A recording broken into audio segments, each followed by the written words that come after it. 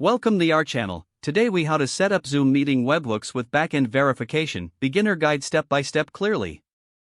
Start by logging into your Zoom account and navigate to the Zoom app marketplace.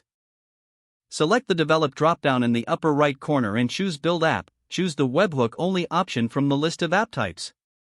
Fill in the necessary information for your app, including the name and description.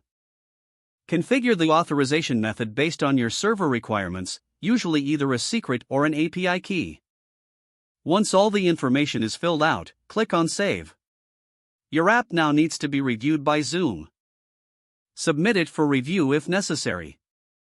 After approval, copy the generated webhook URL for your backend server.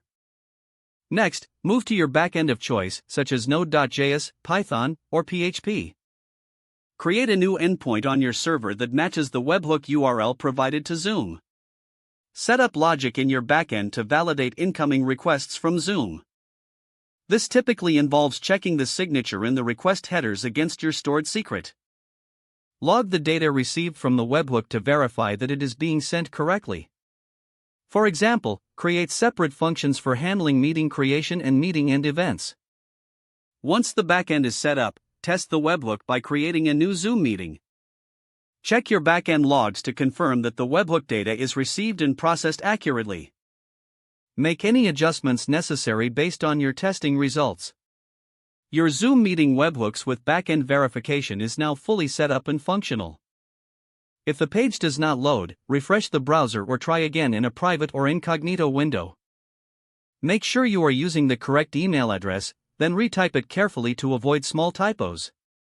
If your password is not accepted, use the reset option and create a new strong password you can remember.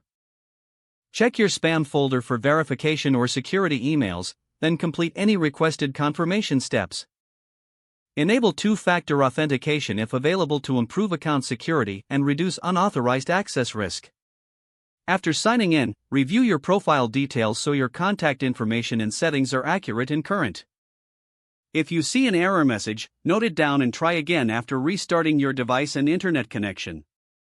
Log out when you finish, especially on shared devices, to keep your account and payment information secure. If the page does not load, refresh the browser or try again in a private or incognito window. Make sure you are using the correct email address, then retype it carefully to avoid small typos. If your password is not accepted, use the reset option and create a new strong password you can remember. Don't forget to like this video and subscribe to our channel for more step-by-step tech guides.